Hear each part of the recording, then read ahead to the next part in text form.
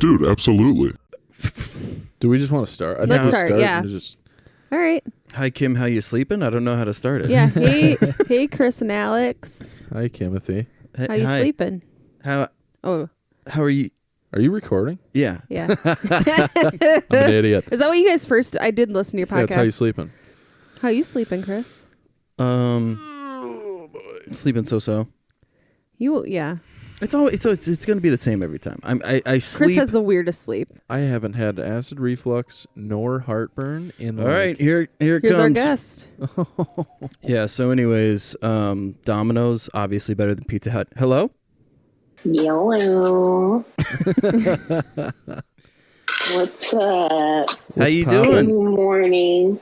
I'm putting the finishing touches on an egg Munster tomato ciabatta.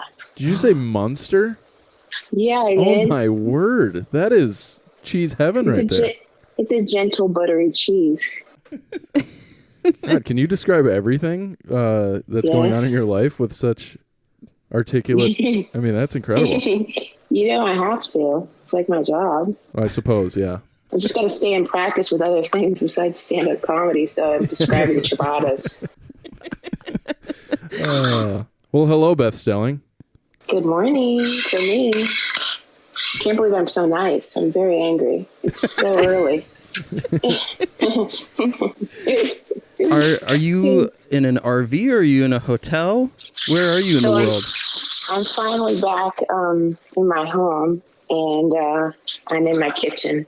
So, I'm in Los Angeles. Oh, nice. I do have a couple of questions right off the top here. About the RV? Yeah. Specifically, is it a Winnebago? But it was very fun. It's like a vacation, but with errands. Yeah. Like if you're in an RV, you have chores to do. Yeah. Oh, I thought you had an RV full of guys named Aaron. No. I had an RV full of my friends, and one of them named Susie, and if we didn't have her, life would have fallen apart. Oh, so she was like handling everything. Anyway, sorry. No, that's okay. So I was curious. It's super interesting now to see people, instead of doing these radio circuits and like TV spots on talk shows, to see that people now tour to do podcasts. Right. Is that a weird feeling? Like, did you promote the old school way with radio and things like that? Yeah, I did. And I guess I'm trying to think the last radio spot I did. Probably Portland Helium I did radio for, and that was in the water will stop in a second. I guess Portland Helium. I always do like their morning TV and radio when I'm doing the club, and so I still do that. But now that this is all happening, we have the pandemic and stuff. Yeah, podcasts are like, I guess, how I'm even promoting the special. Which is odd, because that's got to feel, I would imagine, more comfortable in the sense that, like, there's no shtick. Like, with radio, there was kind of these personas that they had to play up for their usual morning radio listeners. You give them prompts sometimes. It depends. Like, usually, they do the research and they're ready. But, a lot of the old school radio guys, it's like, give me 3 prompts and I'll lead you in. So, it's like, so you're from Ohio, right? And they are the land of the Cabbage Patch Doll. You know what I mean? You're like, real? What? And then you tell your story about your Cabbage Patch Doll. Yeah. I didn't do any research at all. Your last name is Stelling? Is that right? It's Stelling with S-T-E-L. Oh, you know what? The connection's breaking up. But now podcasts are it. And I mean, I've always hated podcasts from the very beginning. I had such bad experiences on them in Chicago. That's huge. Glad we're learning that now. Mm-hmm. I've obviously had to pivot into liking them, but I feel like it's one of those things where, what we're seeing now, of course, with like some of these guys getting in trouble. It's like podcasts are fucking the record. Like, the tapes were running so long, they forgot the tapes were running. Yeah. You know what I mean? They got a little too comfortable. Mm-hmm, so I think I've always found I've always found podcasts, like I said, like even my first ones, I was terrified. Why? Because I was a stand-up comic that controlled what came out of my mouth and when it was recorded. Right. And I would do that on stage. The only time I record all my sets, but I'm saying like for public consumption, I'm not going to say something that I'm going to regret or isn't finished. So to come on my podcast and just let me disarm you and get you to say some weird shit, that was not what I was into. I mean, I straight up, I remember walking out of one in Chicago because it was like, they were trying to be like shock jockey. And I was like, bye. Yeah. I'm not going to sit here. I mean, that was an extreme. Now, of course, I look at it a little differently, but still it's like, yeah. I think I used the term correctly. The tapes, the record. Yeah. What's on the record. Yeah, you know what I mean. Like it's been running for so long, they just forgot that everything they say is going to public. Mm-hmm. Yeah. So I don't know. Now, so I am still careful. It's not like I'm in behind closed doors saying awful things, but it's just like, say you do say one thing you regret or whatever. It's a conversation. To me, it makes you always feel like you have to be perfect, which I already feel. So that's why I don't like it. Yeah. It's just added pressure to be more. But of course, conversations are fun too. Sorry, as I interrupt you. Well, that's how conversations go, though. So it's okay. No, I Are mean, you guys ready for my monologue? Because I'm going to keep talking. Please do. Well, and I think that's really interesting because you and your mother's podcast, Yes. you guys have such wonderful voices to listen to. Like, I don't know if that sounds weird or not, but like, that's lovely. you have I'm such so a glad. perfect podcast voice, like your cadence, and your mom as well. I listened to your Yeah, episode thank with you. Maria Bamford's mom, which that was our very first one. Oh, it's just delightful, man. Well, thank you. I'm so glad to hear that because honestly, I never hosted a podcast for aforementioned reasons of my previous monologue, and I knew I was like I would like to do one. I just didn't want to bother my friends, and so I came up with that idea. And then I called my mom and I was like, do you want to do it? And I think you heard on the podcast, she was like, what's a podcast? She actually said yes first. And then she goes, what's a podcast? And so then we did it and she's been enjoying it because she's in retirement. My mom and I have always been close. We have a special bond, me and my mom and my sisters, my two older sisters. And so like, to be honest, yeah, I'm not saying I don't like that episode or anything, but it's like, we have no experience. That's just us like trying to do our best and figure it out. So I think as we go, it definitely gets better. And now we're in season 2 and we've recorded with some other really great people's moms. Yeah. And I'm trying to think, I don't want to ruin the surprise, but that's okay. Season 2 has 2 episodes where the kids asked if they could come on with their moms. And we just said, sure. So that'll be fun. That is cool. Well, one thing I wanted to say about your show in particular too is like it's so digestible because it's a completely new angle to podcasting, which I wanted to make sure I mention. I mean, it's like how often do you get exposure to the creator of the person that you follow? And it's just like really cool insight. Like with Maria's mom, especially like. Also, the animated graphics that you guys did for that were so awesome. But it just, I mean, Maria is such a unique personality. So to like hear where she came from was really cool. So, yeah, I mean, I commend you for the angle that you're taking with it. Well, thank you. Yeah, she's like a living legend. Yeah. I love Maria. It's so cool that I get to be around some of these people that are just, like, I guess if you told me that I would get to be around and work with and, know some of these comics, it just would have blown my mind when I first started. Mm-hmm. Like Maria and Sarah and just those two. Well,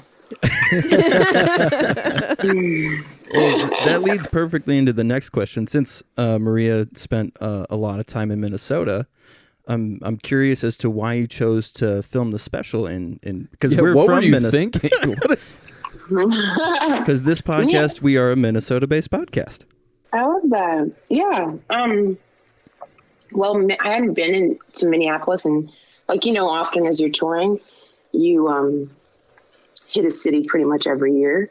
And, if you're on a roll, if you're building a new act, sometimes you might take off. But anyway, so I had done Acme for the first time, I think after let me think here.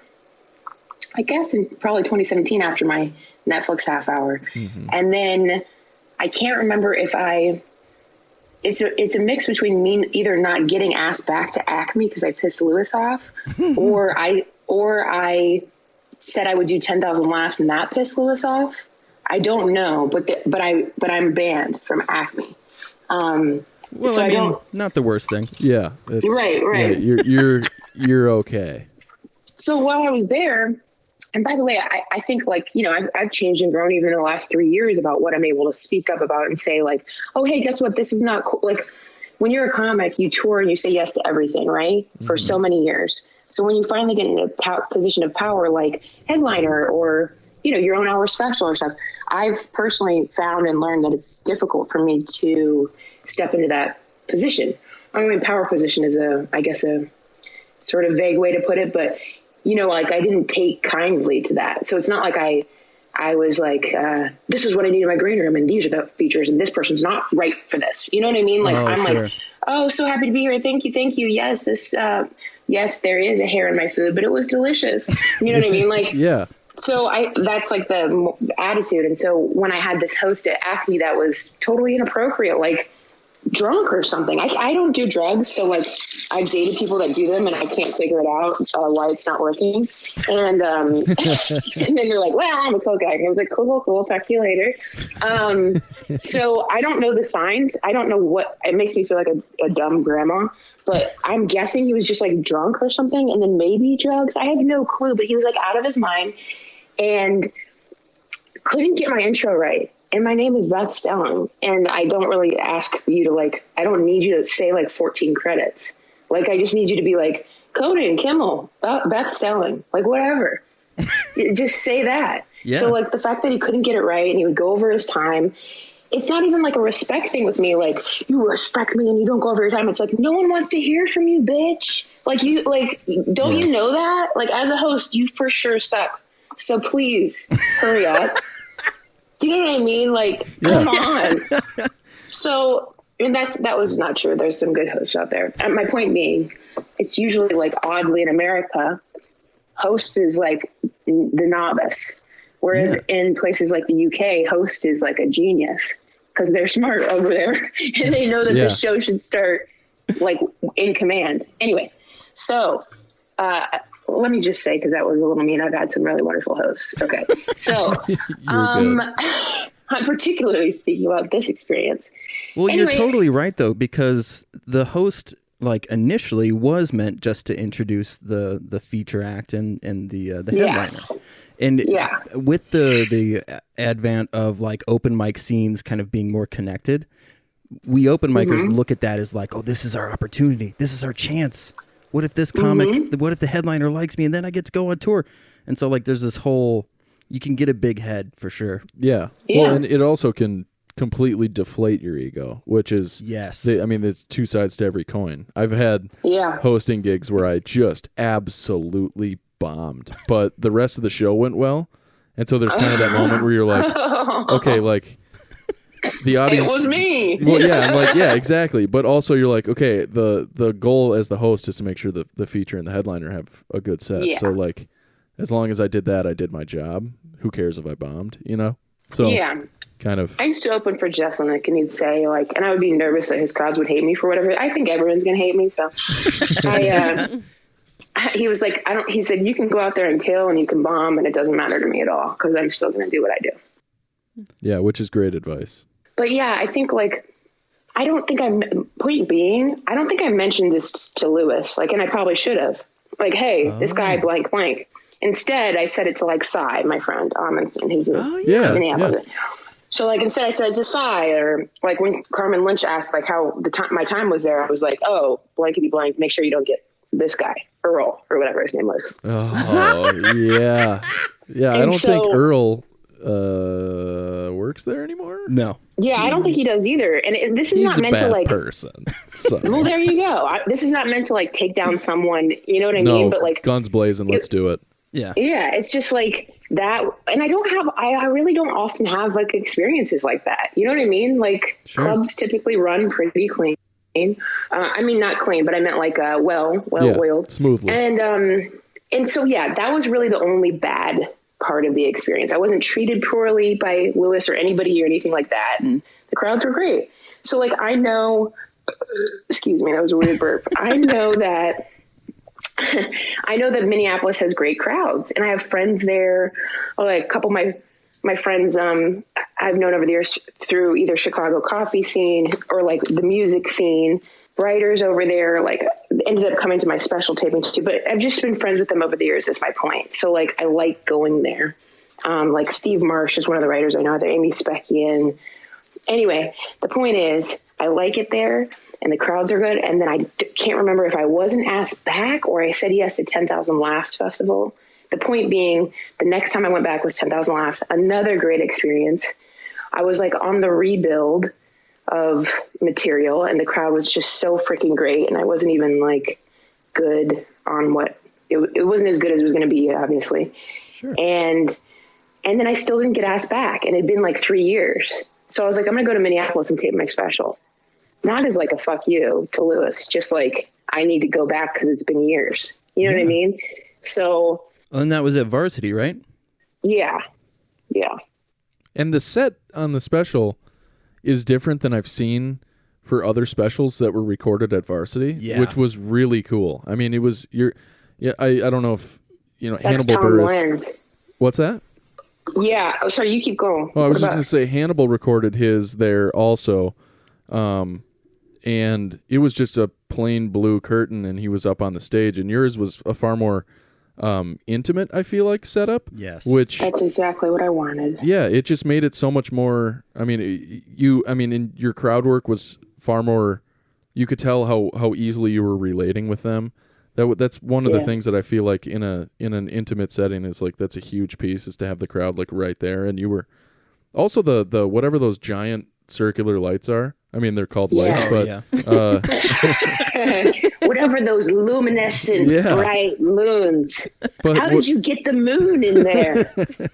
But yeah, it was just accented really well. I mean, it was a weirdly, I don't know if this is the right adjective, but it was like warm, like it just kind of. All I kept saying was warm and cozy. Yeah. And that's what I wanted to be. And I need to be close to the audience. I need to be like a club stage. Like, this is to each their own, but this is my first hour special for HBO Max and their first hour special. Yeah. And, which is so cool. Oh, wow.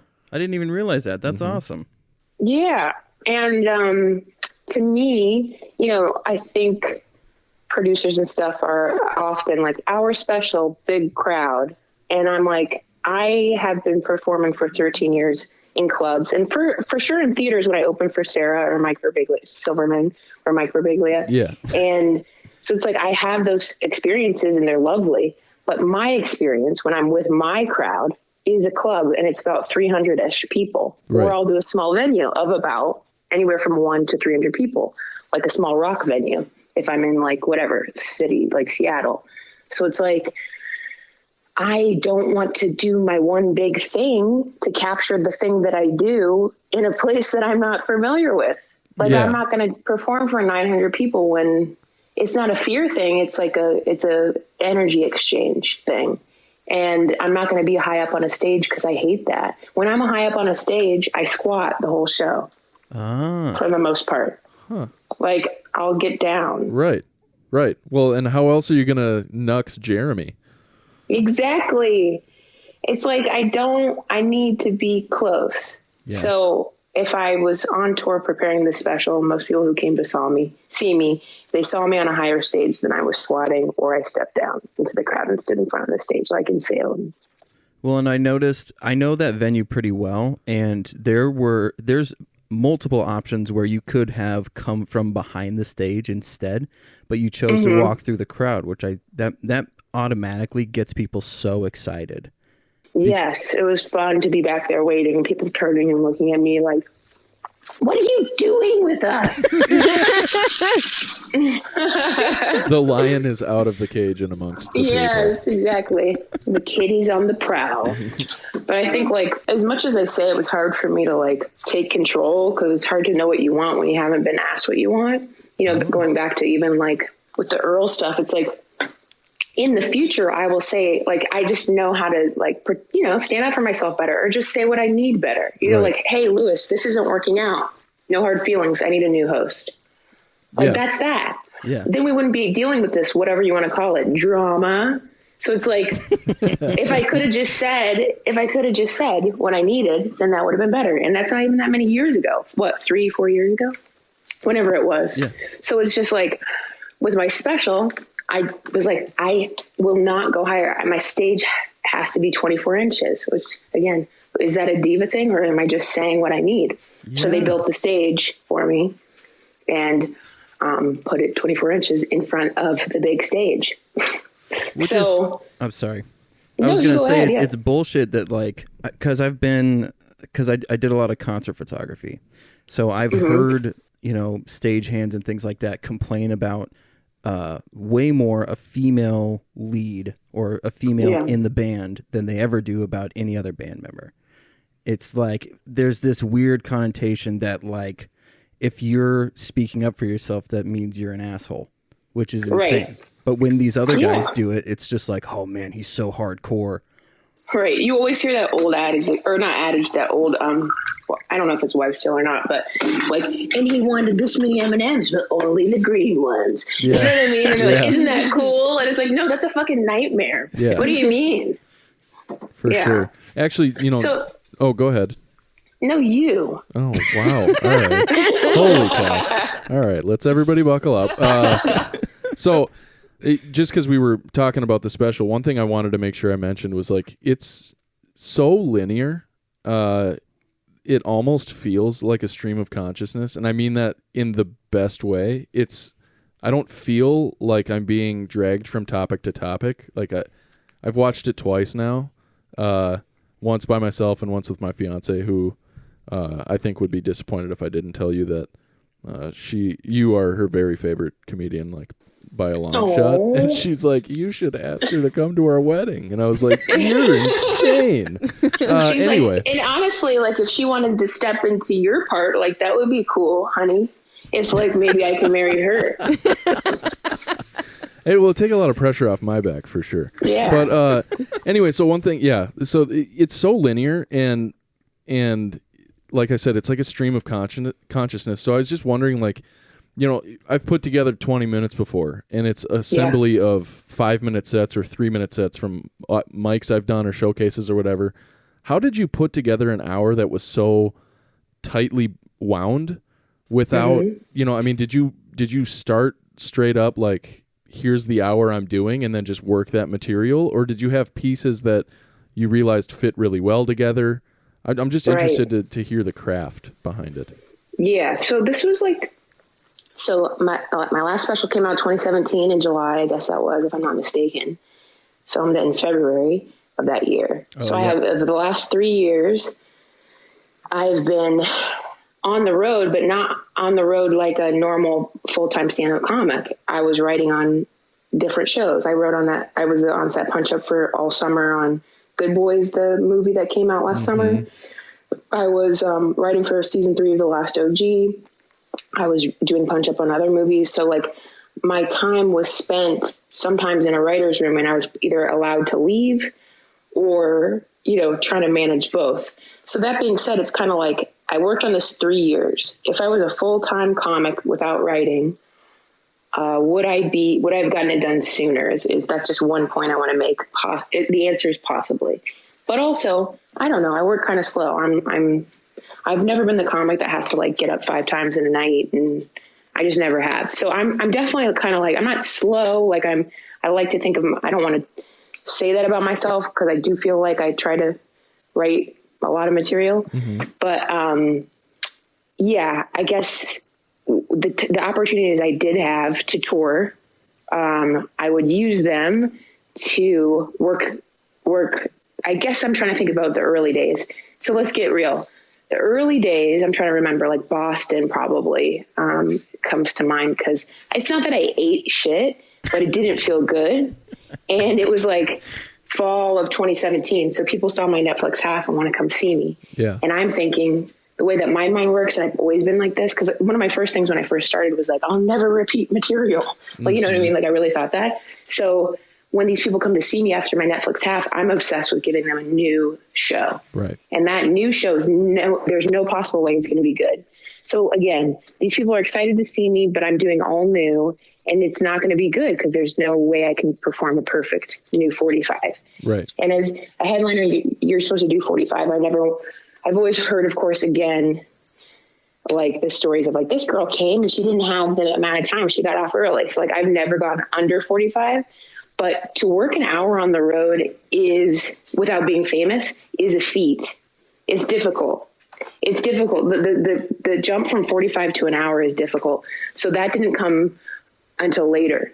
So I'm building the new hour, and I'm like, clickety clack, 44, 59, good night. Right. You know what I mean? Like, I'm over here, like, just trying to make it to 45 with new. And I was dating a comic at the time, and just because I refused to be happy. And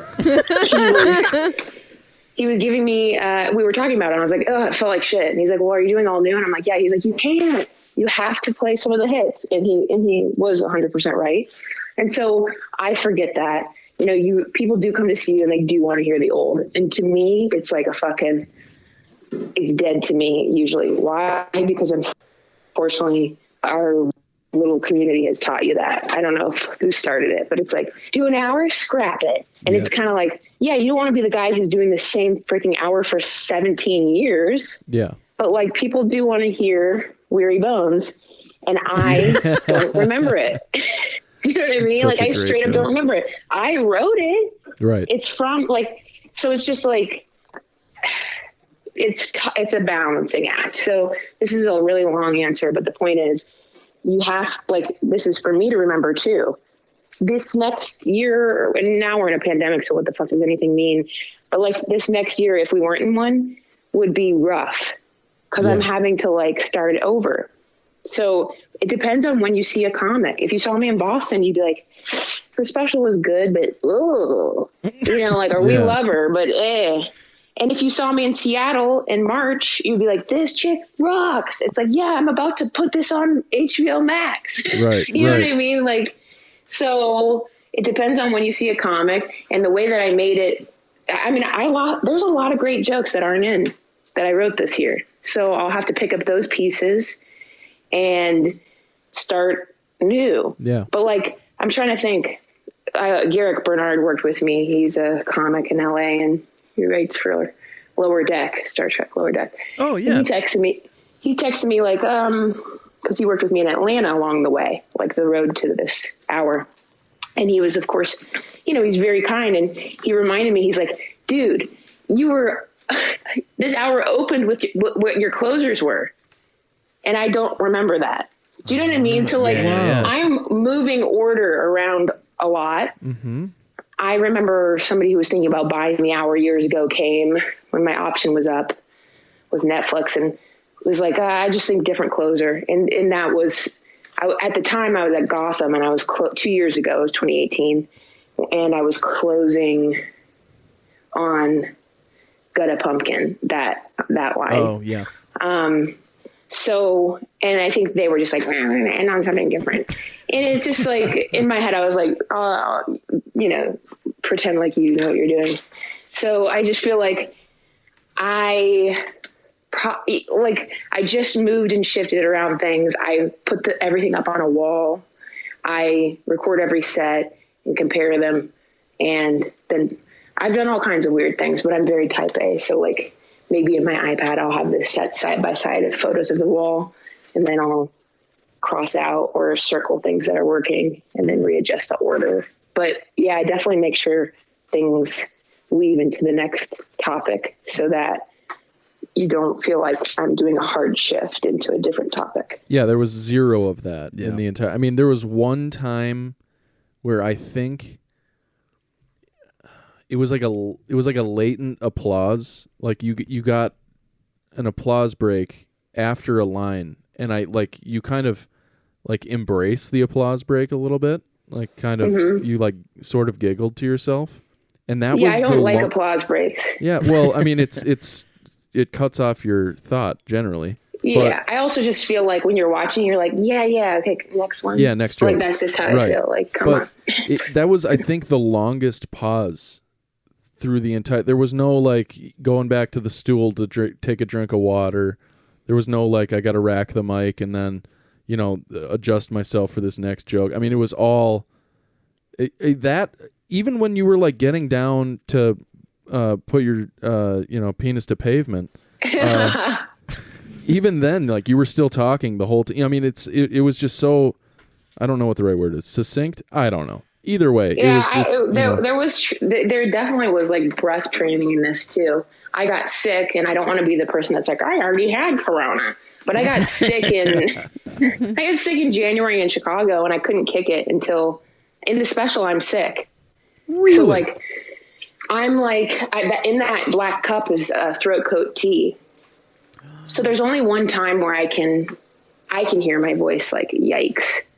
But it was like, so I remember it reaching the height again, cause I just couldn't kick it. And I was traveling, and it was like a low grade, chest-ish, hard to breathe and catch my breath. And I had that before. And I think it had to do with like, anxiety and like a bad memory that I had at that place, like a PTSD thing. Mm-hmm. So I had experienced that in Atlanta where I couldn't catch my breath, and I couldn't.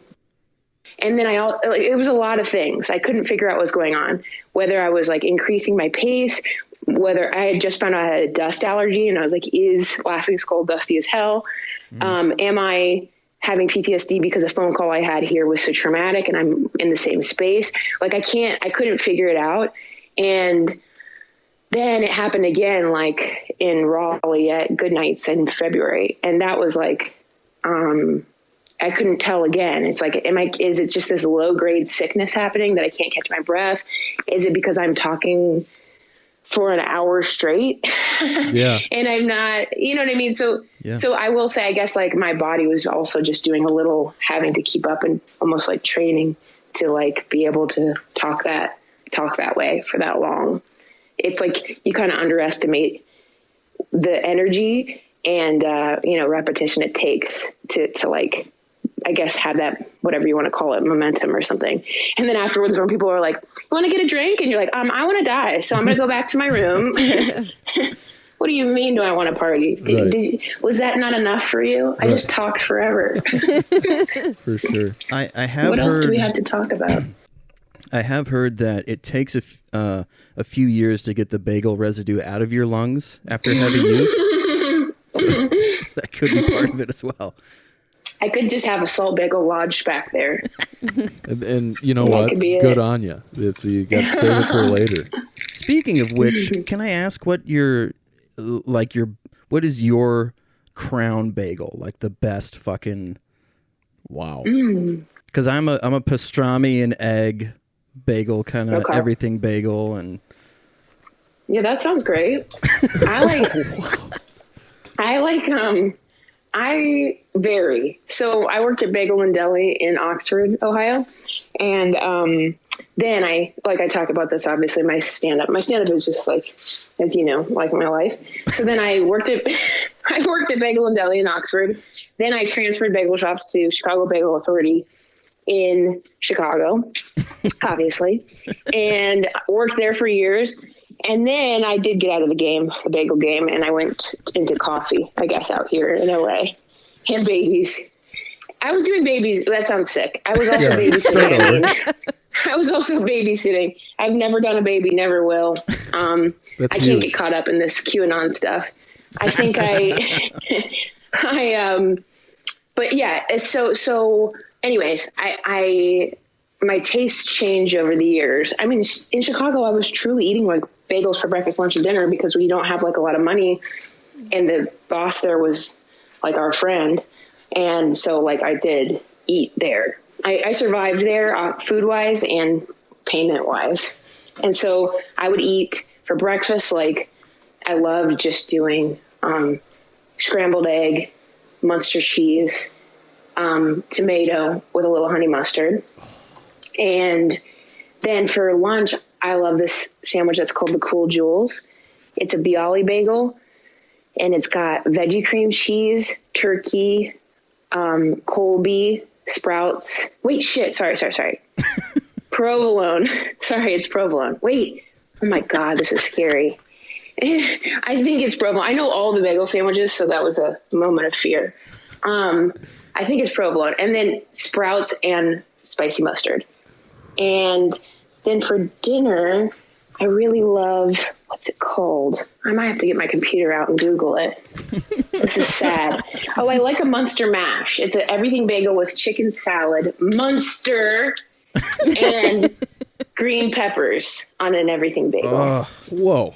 It's so good. I'm gonna have to change my shirt. I drooled so much. Yeah, I need to eat lunch now. This is. So I do love all kinds. I love all kinds of bagels. And then, sometimes I'll just do bagel cream cheese, bagel with butter and jam. Mm-hmm. I'm a bagel head. You know it. Not bagels. To shift gears too hard. Yeah, this is the least linear conversation I've ever had. You hey, that's all right. So, I'm just kidding. As far as you've already mentioned Sarah and Maria. We read through the credits or the acknowledgments at the end of the credits on the special. We paused it, and Caitlin, my fiance, was just like laughing so hard because my dad was all lowercase, and that was the only. She was like, "Oh my God." It was. She thought that was hilarious. I love your guys' attention to detail. Yeah, this is very fun. Yeah, she was. I love it. So she, Anyway, so we read through the acknowledgments, and I'm sitting there like trying to pick out all the comics that I know and whatnot. But who are your, as far as influences wise, like who are the people that helped you find your voice best? Because I feel like people ask that question of comics all the time, like who are your biggest influences? And you're like, yeah, you're an asshole. Why are you asking such a broad question? But I guess for you, like, who helped you find like the voice that you are using now? And like, how did you get there? Like you're saying, obviously I have been asked this a lot. I think it's like, I didn't watch stand-up. I was never like a student of it. I didn't love it. My friend Will Allen introduced me to Jim Gaffigan. Okay. And I still was not really, it's not that I didn't like Jim. Of course I think he's funny, but that was my intro to stand-up, and I was probably 18. Okay. So I was kind of like, okay. Like, he's like, you got to listen to this. It's so funny. Like, and he burned me the CD. And I was kind of like, okay, like I just gave it a whirl. And of course I thought it was funny, but it didn't light me up. I wasn't like, I love stand up, because I wasn't really interested in it totally. Or maybe I was just avoiding it. You're more of a Jeff Dunham kind of gal? Yeah, of course. And because I had so many puppets already, and I was like, right. I'm gonna. Oh yeah, he's the puppet guy. Okay, yeah. I got scared. And then in college is when whatever that, I think it was Retaliation, came out. Dane Cook and my friend Tim. My friend Tim is the one who turned me on to that, and we would cry laughing. I mean, I loved that. Mm-hmm. So that was my first time I thought, oh my God, this is incredible. I want to do this, but I could never do this. How would I ever, Right. So that's really when I tried stand up for the first time, I guess, would have been, actually I tried it freshman year of college, but then that probably kind of like lit me up to do it. Okay. And that was junior year of college. And then I didn't watch any stand up. I was like, I knew I didn't want to watch Maria, and I knew I didn't want to watch Sarah or anybody like that, because I was scared of stealing. So I didn't want to, like, when you're new, you're scared everyone's going to steal your material, and it's like, oh honey, you're bad. You know what I mean? Like, I better not put this up on YouTube in case somebody steals it. Right. Then you see like one person who also mentions coffee, and you're like, this bastard. Yep. You know what I mean? Yep, and you're like, sure. No, you're very bad. So don't worry about people taking that. I was kind of the opposite. I was like, I'm a bastard. I see somebody do a joke, I'm like, oh my God, I can never do that joke again. It's not even close to the same thing. I'm just like, I don't know. Yeah. Anyway, keep going though, you were saying. Sometimes there is crossover. Like, that's the thing that people don't want to admit. Like, Sure, there's joke stealing, yes. But often I've had crossover with someone, and in my mind, sometimes I'm like, ugh, you want to be like, did they freaking see me in a club and accidentally absorb it? You know what I mean? Mm-hmm. But whatever, we figured it out. The point is, people definitely steal. Dalia stole from Chris Simmons is my bagel boyfriend. Chris Fitzsimmons is. And wait, hold on. Chris Simmons is my bagel boyfriend. Greg Fitzsimmons is the comic that that I worked with on Crashing, who I love, and also Chris D'Elia stole from. So it's like, and everybody knew it, but like people don't. Yeah, people don't. It's not that we're scared. Greg's a badass. He said something. Yeah, it's just like power and followers is real and blah blah blah. It's sad. Anyway, so the point being, I didn't want to steal. I was, everybody has those. Like, I remember in the open mic scene in Chicago, 2 people would be like, "Oh, he's doing Kinnison," or "He's doing this," and I never wanted anybody to say that about me. Yeah. And mostly what they said was like, "Oh, there's Beth. She just like whispers her punchlines." So like that was like the main interesting observation. Feedback I got. Yeah. And I so the way it came out of me wasn't really planned. I didn't like do it in front of the mirror. I remember watching myself once to try to like figure it out, and I didn't do that ever again. Mm-hmm. I mean, now I have since, of course, like if a club gives me a tape, but mostly it's listening to try to get rid of verbal tics. Yeah, absolutely. And things like that. But anyway, sorry, that was a really long answer.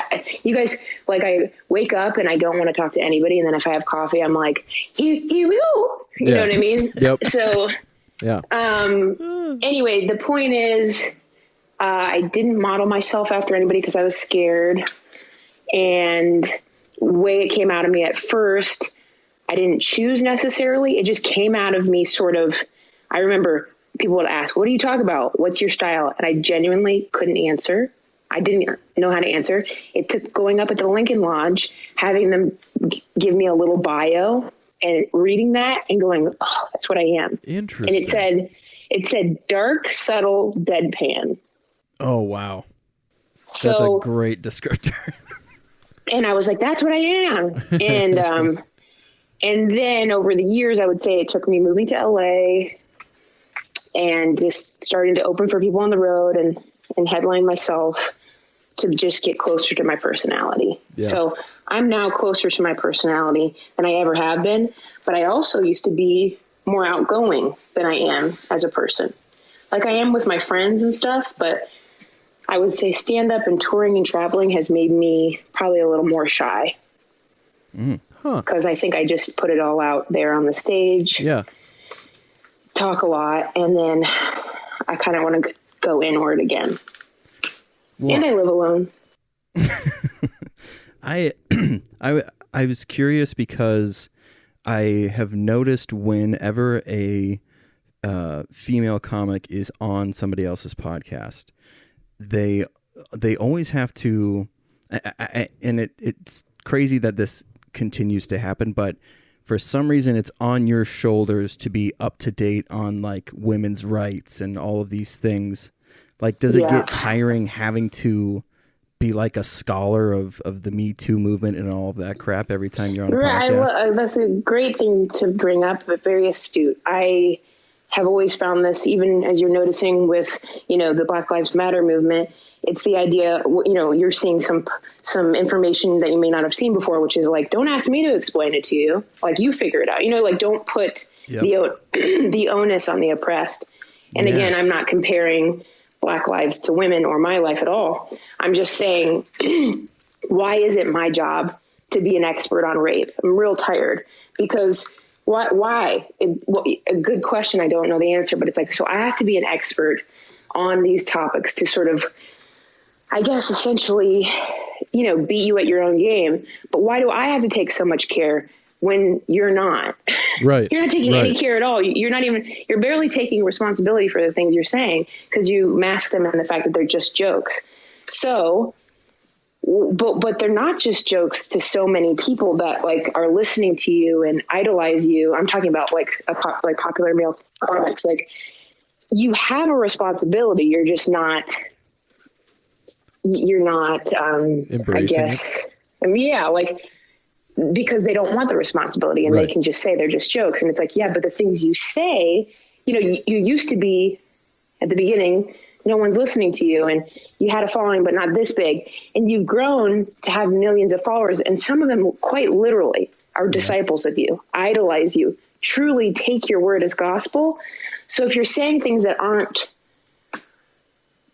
based in truth, or if you're rattling things off that you think are funny, they have power.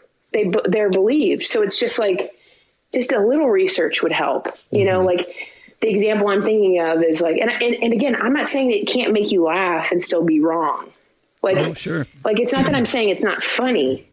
It's just that, like, when you can choose to help or hurt, why do you continually choose hurt? So I feel like if someone's like that Bill Burr joke that's like, you know, let's not believe all women. Some of them are crazy. What if we believe 88% of them? It's like, so the irony there is that he's like fiercely advocating for women in that joke, because nowhere near 88% of women are believed. Yeah. In fact, the number by the FBI is like 4%.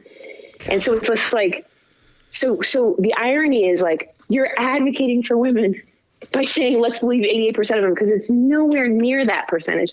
And by the way, I don't even know if my percentage is right, because why do I have to fucking know? Yeah, but I'm just right. saying, like, Yeah. it's like, it's just, and you can be like, it's just a joke. I'm like, I'm not saying it's not funny. I'm not saying like, yo, some women are crazy. Some men are crazy. Lying is not a gendered trait. Right. Lying is a human trait. So again, I'm not saying like, I think he's upset with the believe all women thing. And it's like, we're not saying believe every single woman. That came to be, it's essentially like again, not comparing it to race whatsoever, but are you an all lives matter person, bitch? Yep. Because it's the fact that we're not believe. So we're saying believe. We didn't say believe all. Yeah. It's Right. just it was straight just up please believe. Well, yeah, it got contorted. Yeah, it was by, never believe all women. Right. It was always believe women, and then it became Yeah. believe all women by the people who oppose the idea of believing women, Yes. which is ludicrous. But Yeah. And I I've mean, always come on. said that if there's going to be casualties on either side, so let's say not all men rape, fine. The Yeah. majority of rapists, though, happen to be men. So if there's going to be Sure. casualties on either side, so like let's say we go the believe all women route, way more Mm-hmm. women will be saved than men will be thrown under the bus. Like the difference is astronomical. Right. And it's like, okay, so that's why it's so interesting that like we haven't come to any sort of conclusion, which is difficult. It's annoying. Like I don't have the perfect solution for this, whatever it is, this us versus them type thing. But exactly like you're saying, two things. One, we have to like oddly somehow give credit for the men that admit to it. And again, Louis was not a rapist, but he admitted to it, and that was huge. Kobe admitted that he was looking back, and we basically have to say, like, I'm not saying they deserve a freaking medal, but how are there so many raped and so little rapists? Mm-hmm. I'm starting to think we shouldn't Wow. believe men. Do you know what I mean? So it's That's like, a hot I don't know take. the answer, but something has to obviously give, and we have to. It's like, just like we need a better place for women to report, we need a better place for men to report and say, yeah, I think I fucked up or something. Like, I'm not saying we need to baby them, but it's just like, it's volatile on either end. And like you're saying, it's interesting that, yes, of course, that's why I say that in my special. You have these people being so vocal about how you guys should be scared. It's like, most of you aren't doing that stuff. So don't let them scare you. In fact, the reason, like, if you look at statistics and read any sort of article, I think Barbara, I'll find it, is a really good article, but most of them are repeat offenders. Yep. Right. That'll blow your mind. If they were freaking believed and caught in the first place, they wouldn't continue to be out there. So the repeat thing is huge. Yeah. You just caught me on my shit. Here we go. No, that's Barbara Bradley Haggerty, The Atlantic, The Epidemic of Disbelief. She wrote this badass piece on it. that actually. Yeah, I'll definitely check that out. I mean, it's Barbara Bradley Haggerty. It's such a weird like dichotomy of like you want to embrace the person who is the victim, you know, and be like, yes, we believe you, and then we're going to do everything we can to support you and make sure you're taken care of. But then naturally, and I think you get this ingrained to you by, you know, your bully in first grade who says like X person, or like you said X thing about whatever, and you're like, I didn't fucking say that, I didn't do it, you know, and then so you put yourself in the shoes of the person, and I think men obviously fall into this trap far more than women, but like you feel yourself the feeling of being blamed and not being true, so you just don't want to put the onus on anybody else, and then that's where the like you were talking about, the cycle of disbelief begins, because it's like people lean way more towards things that make them feel good than things that make them feel bad. And so like to embrace this horrible, heinous act as the truth when you have the out of being like, but we don't know for sure, is just like human nature. You know, you're not going to like, I don't know. Anyway. Yeah. I see what you mean. Yeah. All that to say, I am curious as how long do you wait to fart in front of a boyfriend when you start? Seamless. You know, it depends. Oh my gosh. I was like sort of seeing a guy briefly, like testing the waters, and it came up like that. Oh, I burped. Which, by the way, I'm not someone who's like over here like loving burping and like, and you know, being like, kiss me. You know what I mean? But I am gonna burp, and we burped in my family growing up, and my sister Hannah like really ripped them, and it was just fun. My mom taught me how to burp. It's not weird. Yeah, it's just like I like burps, and I'm not saying I need them to be like really gross and it's fun and it should turn you on, but I'm gonna burp occasionally. Do that one more time for me, please. I'm almost finished. Yeah, exactly. If you could just one more burp for me, baby. Right. Yeah. I feel like, you know, but I am gonna burp, but again, not to excess. It's just gonna happen. So I remember burping, and I have a joke about it. That's old. That truly like. That would have been 2008 or something. And he did say, how did your mother raise you? And then the joke I wrote was alone, all by yourself. Yeah. So I think like that was that. Who cares? That was like odd date. But this was like a couple weeks ago. And he was like, you could tell he didn't like it. And it wasn't even bad. I was just like, oh, excuse me. I was like, oh, you didn't like that. And he goes, no. And he kind of explained that he thinks burping and farting means that you are like, you eat badly. Like your body is saying like, what? This isn't good for you. Yes. He was like obsessed with that. Yes. And so like, again, I'm not trying to like make him some sort of evil guy. No, but he is obviously. So don't worry about it. But like, he felt that like that me burping. And I'm like, by the way, you guys, we were drinking LaCroix with it, like tacos, which is carbonated. Yeah. It's swamp water in there at this point. Right. Like, you got to get that out. So, and then later, this is great. The time I farted in front of him was in the middle of the night. I woke myself up farting. We had, this was when he still liked me. We had Indian or something. And then he just like put his arm over me. I remember, because I think I might have woken us both up. Who knows? And then he put his arm over me. And then another time we had Indian near the end when you could tell he was starting to hate me and my burps. He didn't put his arm over me. And then I don't think I saw him again after that. He was gone with the wind. Really thought he both literally and not literally embraced you, and then no longer embraced your farting. That was... Yes.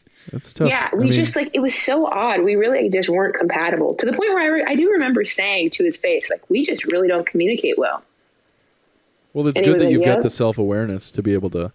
You did mention the codependency thing in the special, but like, obviously you're not as codependent as you claimed in the special. Yeah, I am, in the sense that this took me a little while to get over, and I had drafted, like, this was very short-lived, and I wouldn't even say, like, but it did take me, like, so for example, at week 4, I knew it wasn't right. I drafted like a bunch of different ways of text messages or conversations. Like sometimes I need to do that to set like a boundary, because I want everyone I break up with to still love me and not be mad. So that's why it's hard for me to break up. So I said, what is it? Compatible? Okay. Yeah. I basically drafted like a bunch of different ways of being like, is it cool if we stop talking? I'm just not feeling the same as I was before, but I had fun. Like a bunch of different ways of saying that. And by the way, I obviously would think it's better to do like on the phone or in person if need be, but sometimes texts are fine if it's just a casual thing. The point is, I drafted a bunch of different ways of saying that. And then I stayed for 2 more weeks, just like so uneasy, wondering if he liked me, hating the feeling of all of it. And then eventually he was like, hey, can we talk? And he was like, I think we should stop talking. And I was like, I figured that's why you were calling. And I still needed to know why. Like, and he was like, does it really matter? And I was like, that is valid. But like, I needed like an exit interview, and it's odd. It's like, I knew I didn't want to be with him, but I still wanted him to want me. And it's crazy. So I think that I do still have codependency type stuff. That is something about codependency that people like get confused about. Cause I have codependency issues as well. And there are also the sense that you have to right injustices. And that's like a grandiose way of saying it, but that feeling that you have is like, I should be able to fix it. I'm the only one that can fix it. And so even though you're wanting that separation, there is, and I don't know if you've felt that in other aspects of your life, is like when, and I don't know, I may be projecting on you, but no, I'm interested in hearing, because I'm still actually learning about it. Like a couple years ago, I tried to go to a CODA meeting and it didn't quite fit with me. Like I just didn't like it. So I'm still learning, and I would be interested to hear what you say, because I'm still trying to figure it out. I don't want to put too much on him, like he's this or that, when definitely a lot of it was me, and maybe we were just incompatible. But anyway, keep going. Well, yeah. And so with the codependency stuff, like I was saying, there's this sense of, like a lot of codependent people can end up going on like self-righteous tangents and feeling like because they feel so strongly about one thing that it must be right. And they want to let you know, they have to let you know that this is the right way. And I know it because I care about you and I care about your situation. And so let's right this wrong or this injustice or your frame of mind so that you can now be as enlightened and feel as good as I do right now. So there's all these weird kinds of ways. So it's not just in relationships and on a romantic level. It can apply to friendships as well. Wow. Yeah, I still need to learn more, because like I don't want to be like Whitney, and I talked about it on her podcast too, because it's like I don't want to just be the person who's like, well, he's a narcissist and I hate him. You know, like I don't want to be like that, because I definitely want to take responsibility for my side of things. And I just think, yes, the answer can so many times be like, you know, you've seen my stand up now. A lot of times it's me making sense of it, or something happening to me and me feeling like I want to take control over it. And by making it funny, then I can sort of feel like it didn't win over me or something like that, you know, by me making sense of it, then I can move on and in a humorous way. So like, I can also recognize that sometimes two people are just incompatible, and it doesn't mean that one person's bad and the other person's good. But so I don't want to do that with this, even though again, it was truly like 4 weeks of contact, you know, not anything long-term, but it's interesting how fast that it happened. Like, cause it was just like fun at first and this or that. And then like, it can get real how incompatible you can be. And I'm still trying to figure it out what my part in it is. You know, I think that's why I wanted like the exit interview. Like, what did I do? And it's like, bitch, you don't want to be with him either. Right. You know, so like, I think it's just that you're not right for each other. And then, you do all kinds of things in your head. I live in my head. Well, you don't want them to have a negative memory of you. That sits with that's you a huge so part much. Of it. Like, I know exactly what you're saying. Well, and like, I mean, I'm like Chris. I am also pretty codependent. But the one thing that I always felt myself doing outside of, you know, romantic relationships and inside them as well is like validation is the biggest thing. Oh, yeah. You know, it's like you're constantly seeking the validation for whether you're feeling angry with that person. So like you kind of want that person to be angry with you so that you feel like your anger is justified. Or like you're really happy and then you see like they're not super happy, so then you have to like bring yourself down to their level because oh my gosh, like I'm not at the right place right now. I need, you know, they're kind of dictating the way that you're, you know, I've had that with bosses too, and that's the most unhealthy relationship I think for me is when I get codependent and like, you know, my old boss would like come storming into the office and like slam his door, and then we're all sitting, like, immediately my whole day would be screwed up because I'm like, oh God, what did I do? But it's like, it's not about you, you know? It's like, you need to be able to separate yourself. And then when somebody says it's not about you, you're like, God, am I a narcissist? Yeah, right, for sure. It sucks. I'm gonna talk. Yeah, but I can relate to that. Like, oh God, why did it? You know, are you mad at me? Who's mad at me? And why didn't he like me? And I needed to find out what I did and what he's going to tell people that I did and this or that. And it's like, no, I mean, nothing like happened. But like there was enough times where we just weren't compatible. Right. Like I remember just like one small example was like, I think he was like, do you want to go on a walk or something with the dog or something? And I was like, probably will. And then later he didn't want to see me and admitted the next day that he was like, I just didn't like that you were being like weird and cryptic. And I was like, what? Yeah. I was just saying like, I was being silly, like probably will.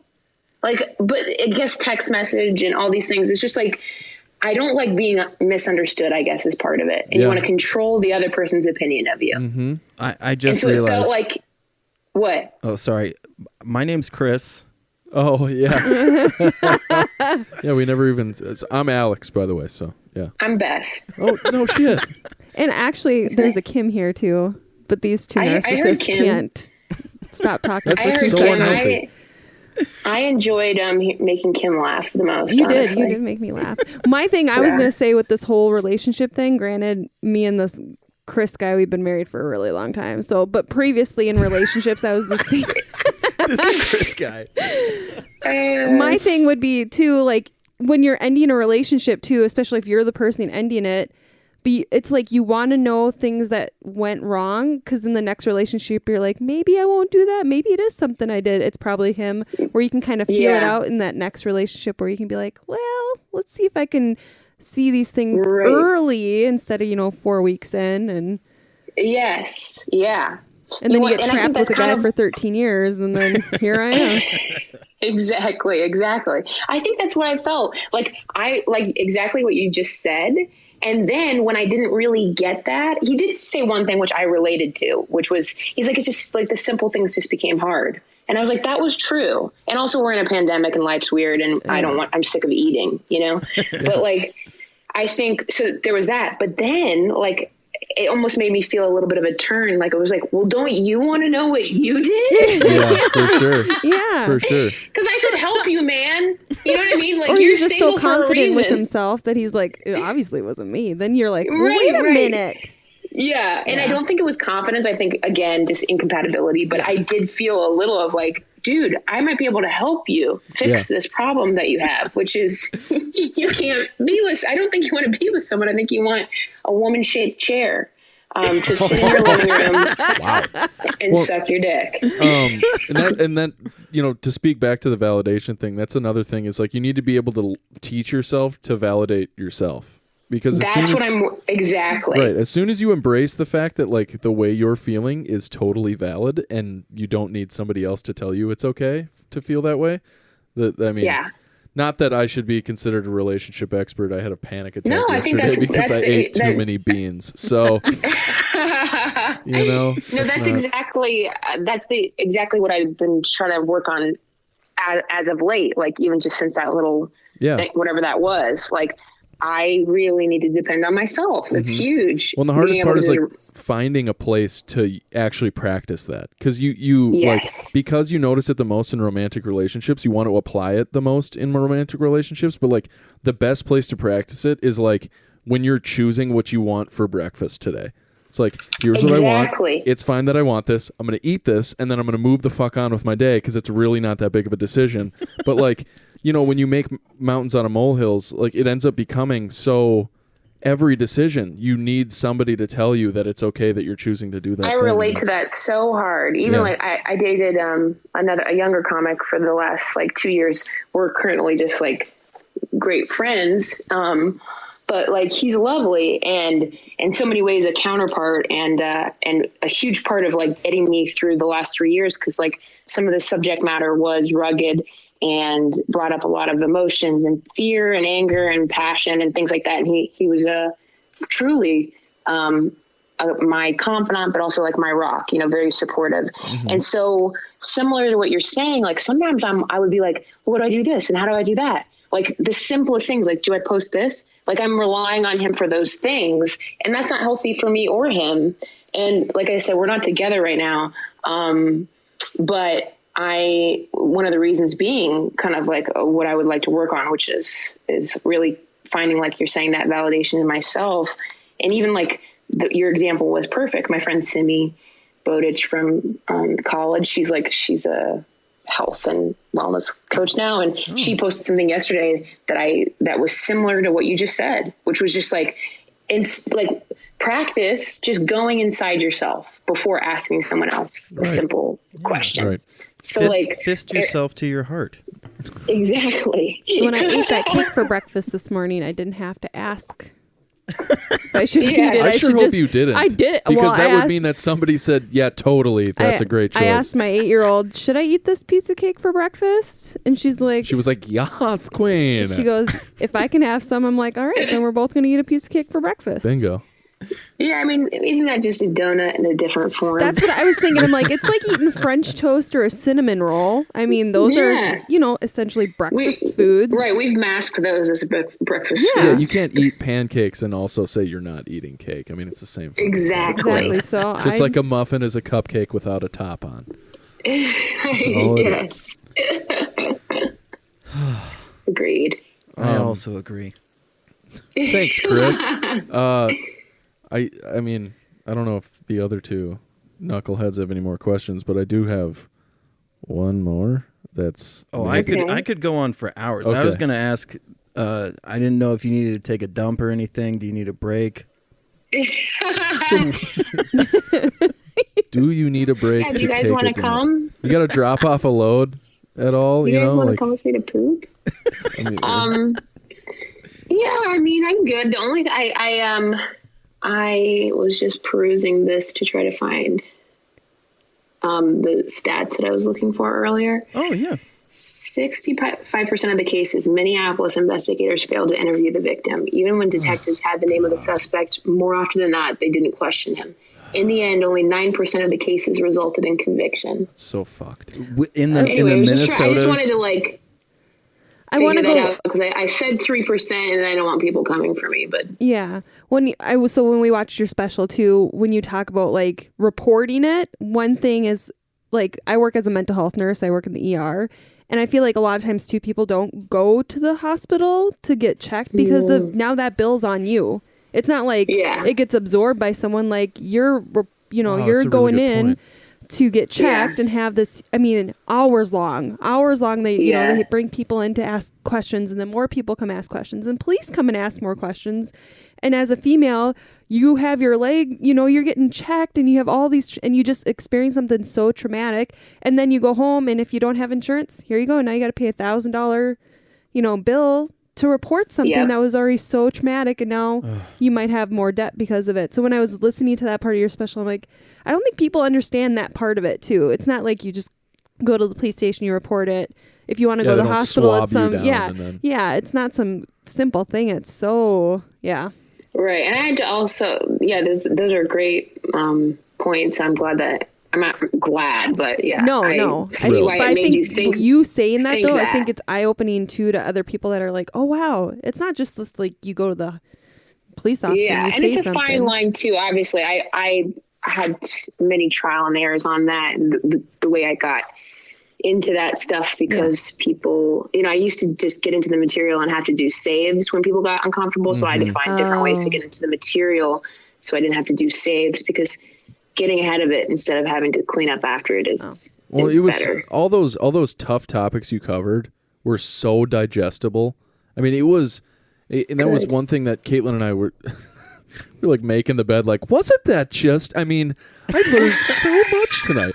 But that's really what how it felt. It was especially with the analogies you used. The leftovers was.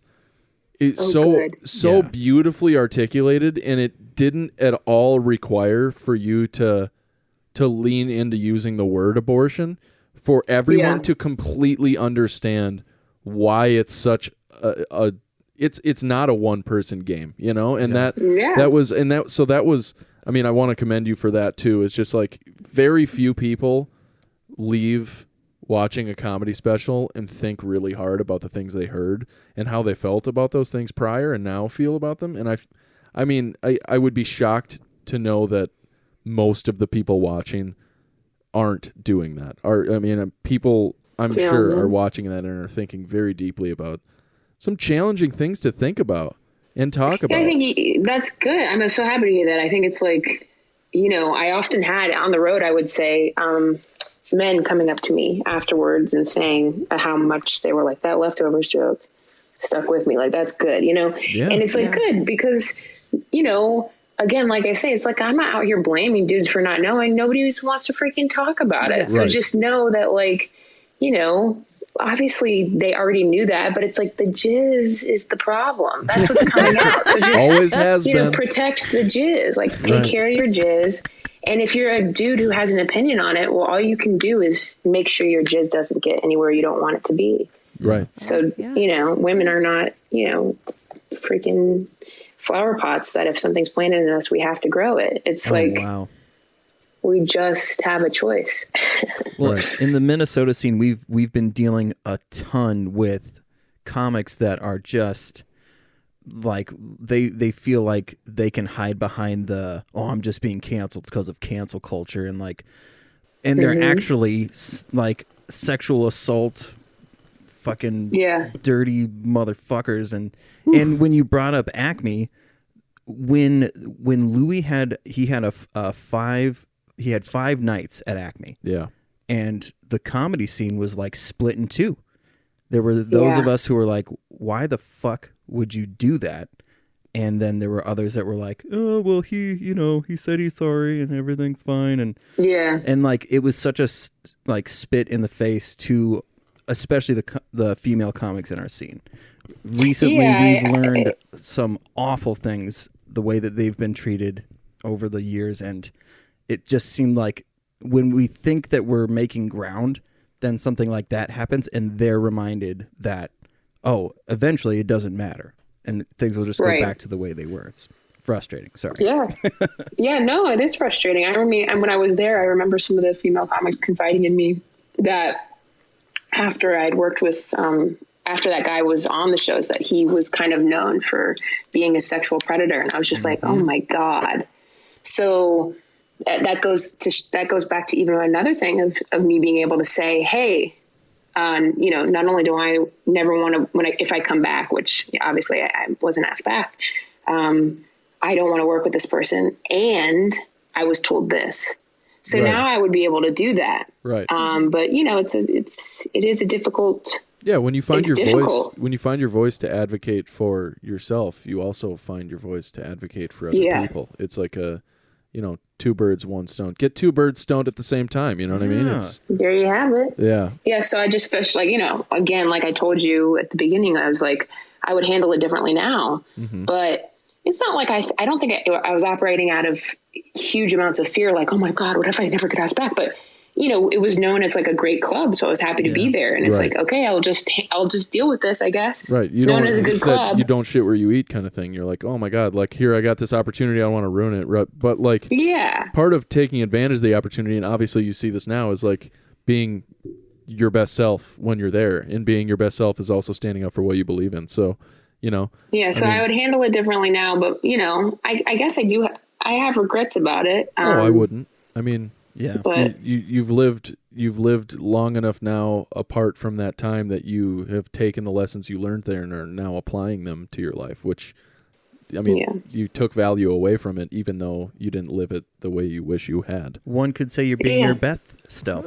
Damn it. I was so close. You tried so hard and you blew it. Don't you hate when that happens? It's man, you blew it. Or especially in a text message where you're like about to really drop a great one and it does a typo and you're like, I hate when you're like in a thread or like a group, especially like this happens on Snapchat all the time, when like you're in a group message and you have like a banger of a line and then somebody like messages in and completely changes the subject or like shifts directions and you're like, you fuckers are never going to learn what I was going to, either that or you drop the line anyway and everyone's like, that came out of nowhere. What an asshole. Like, fuck me.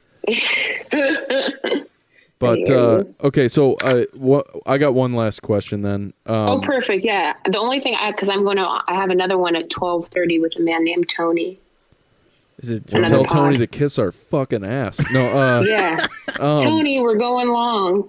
So I guess maybe it's a good way to wrap up then. So, now you've got an hour-long special on a huge platform, and I mean, it's so well deserved. But is there anyone, whether it's back from the Chicago scene or in the Los Angeles scene, that you feel like is not like getting that love that you think they deserve, and we should check out and share with our audience? Because Chris and I, unlike you said yourself, like we're very much students of comedy and huge comedy fans first. So for us to find somebody new to listen to would be pretty cool. Yeah, so if you've got anyone. Let's see. Okay, let's think here. Can you believe been doing it a long time that I just love, and I'm like, how are you not? Well, Ida Rodriguez is about to get her own hour on HBO Max, but her half hour on Netflix with Tiffany Haddish's They Ready is great. Okay. This is my type, Did you watch that yet? I have not seen the whole thing. Sometimes people think her name is Ada because it's AID. Oh, does she? She have her hair like pulled back, very tight bun in that?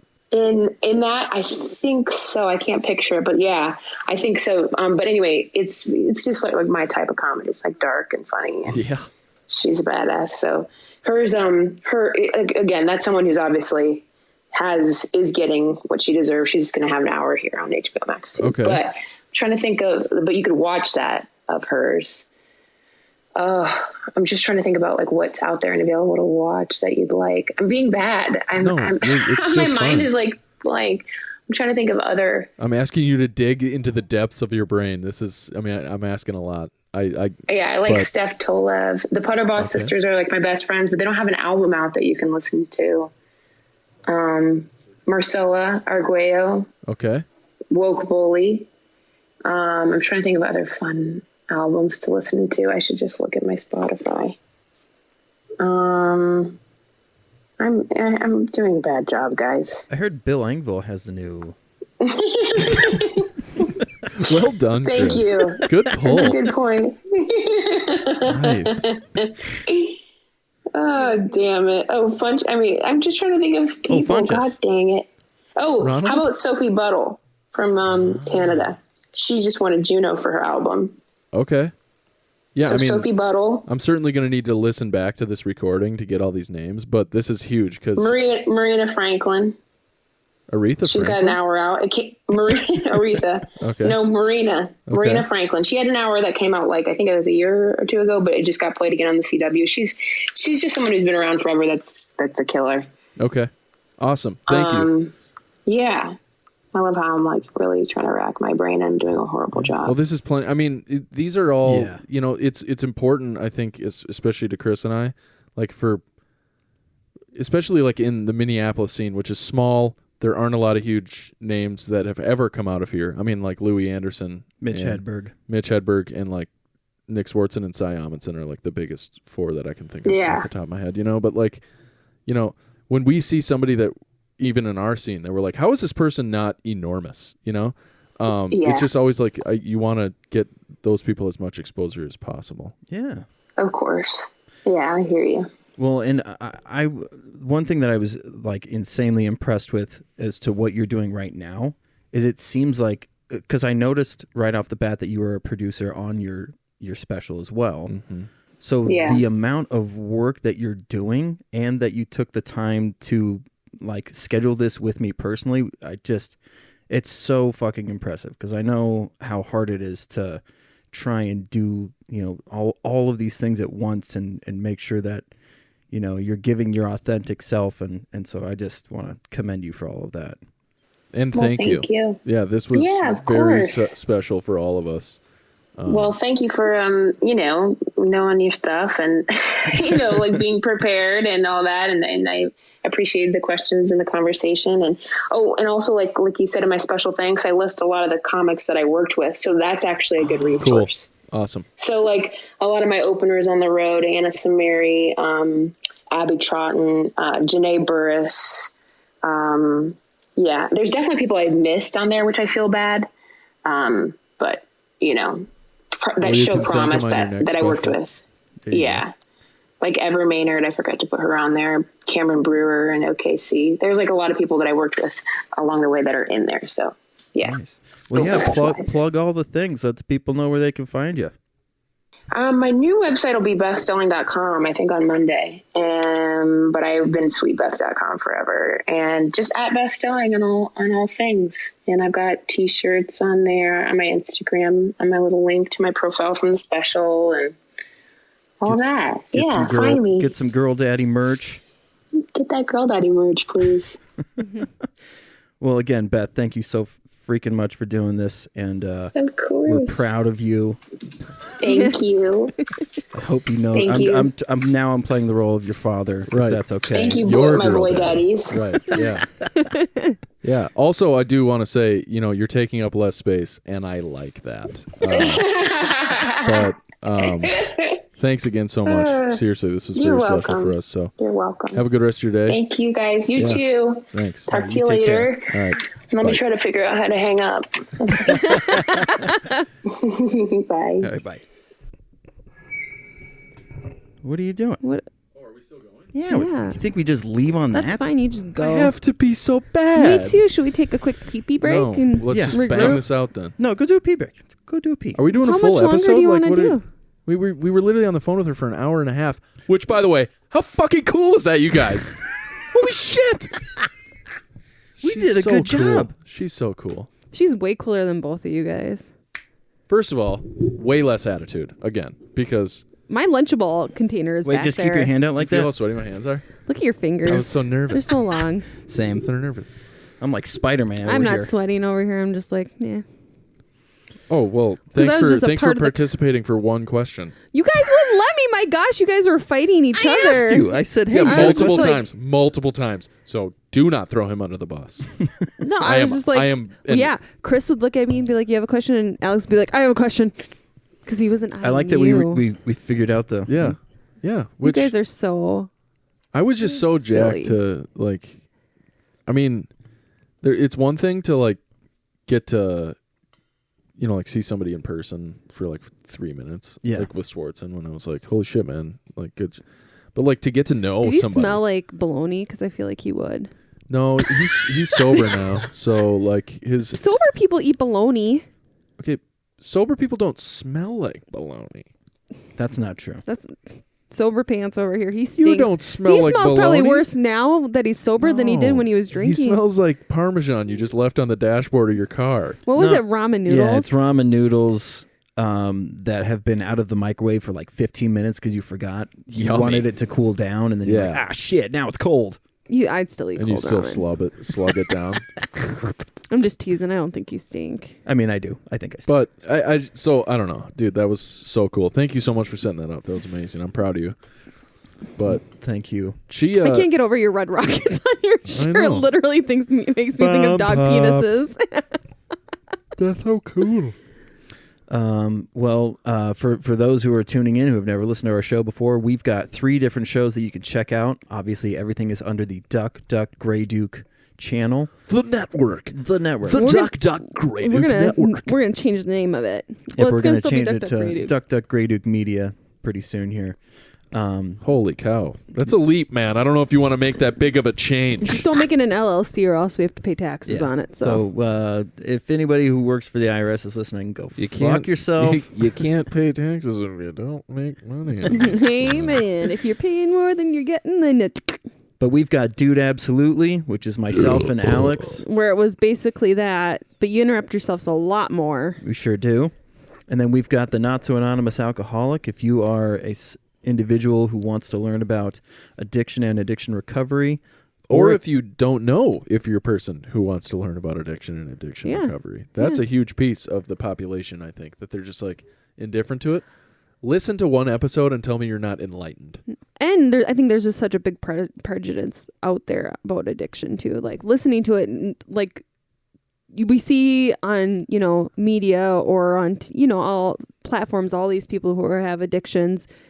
And it's like you have this preconceived notion in your head, but then you meet real people. Like, it's always tied. We live in a cookie cutter home. We have good jobs. We have a family and this and this. And Chris had an addiction. It's always tied to criminal and nefarious activities. Right. Every addict. Which the only crime here is that you're wearing black shoes, black Crocs, and a navy blue shirt. You fucking bruise. Damn it. Brown hair. He looks like a bruise. I get it. It's the bruise color scheme. Yeah. I have a domestic violence color scheme going on right now. I'm sorry. And then what's the other podcast? Oh, Duck Duck Grey Duke. Yeah, I said that at the top. Oh, sorry. Women. Where we talk to interesting people, comedians, people. Jews. Sorry. Your parents. We like to have mental health is important to us on all of the shows. So I thought you were going to bring up mental health with her. That's what I was kind of waiting for, and I didn't know if it was kind of ever came up on its own, though. Yeah, I was going to say. That was I feel like the most natural way for it to come up. I knew. Instead of you like, hey, so you see a therapist? You crazy? What kind of meds you on, huh? Well, I was like, she was going into the panic thing, and then it quickly went out of there. I'm like, there was my chance. Now we're gone. Well, I knew she was going to talk about more like the codependency stuff, and I could kind of. I've listened to enough of her interviews now that I kind of knew the pattern that it was going to go in, and then I just wanted to make sure that we had our take on it. And I feel like she learned some stuff too, which is a nice feeling. I still am just trying to picture her breakfast in my head. That's like the whole time all I could. The entire time my stomach literally was grumbling. I'm about to go to McDonald's because that's the closest place I can eat digestible. We have some Little Caesars we got pizza some pizza upstairs if you want us to put it in the toaster oven, warm it up. I'm good. If I'm going to eat pizza that's not fresh, I'm going to eat it cold because I'm an adult. And you don't want cold pizza. No, I love cold pizza. Do you want some cold Little Caesars? Do you want a Lunchable? No. All right. I want McDonald's. Well, he doesn't want to eat our food. I want McDonald's. Like, legitimately want it bad. I hear you. I'm getting rock hard for an Egg McMuff. It's showing on your shirt. Yeah. Yes. Well, yeah. Yes, Queen. Share the episode. Subscribe. Rate. All of the things. We're on YouTube as well. Thank you guys. Give us a like because it really helps with the YouTube algorithm. Also, I've noticed that about 100% of the people that are watching our videos on YouTube aren't subscribed to us. So the fuck? So, subscribers or listeners, definitely subscribe and then hit the notification bell so you don't miss anything. It's right underneath here, right here. But you see right there where and also there might be some suggestive videos right here, and they're probably like, did Joe Rogan really? And go ahead and click those too. That's fine. Wait, what are the ones that Layla likes to watch? Layla likes to go, or the videos Layla likes. And next time, if you want to watch this other challenge, click down here and subscribe. Seriously, if I don't pee now, okay. Don't pee in that chair. Yeah, I know what you do on furniture. Yeah. That's a thing. If you want to know what he did on furniture, subscribe down here and go listen to Do It Absolutely, and he'll tell you what he does. All right, furniture. I got one discharging in a chair story, and then I really do need to go. Okay. I got absolutely bombed like 5 years ago up in Fargo, and I was staying at my friend's house, and I wanted to watch Spider-Man 3 so bad for some reason. And one of my best friends was like, yeah, sure, let's watch it. So then we turned it on, and classic me fell asleep within like 2 seconds. I'm sleeping in a literal denim chair, right? Yeah. Fell asleep in my jeans, denim chair. Woke up the next morning, whole chair's wet. My pants are wet. I peed my pants in a denim chair. So I freaked out, took my pants off, ran downstairs completely naked, and just crawled into bed with somebody else so that nobody knew that it was me that peed in the chair. But they were like, well, your denim's covered in pee. My denim's covered in pee. What the fuck happened? And did you go denim? That's good. Denim. It's me, Mario. Did you just pop out? It's me, Mario. All right. Oh, fuck. All right. Good job, everyone. Love you guys. Bye. And with this, we'll pass.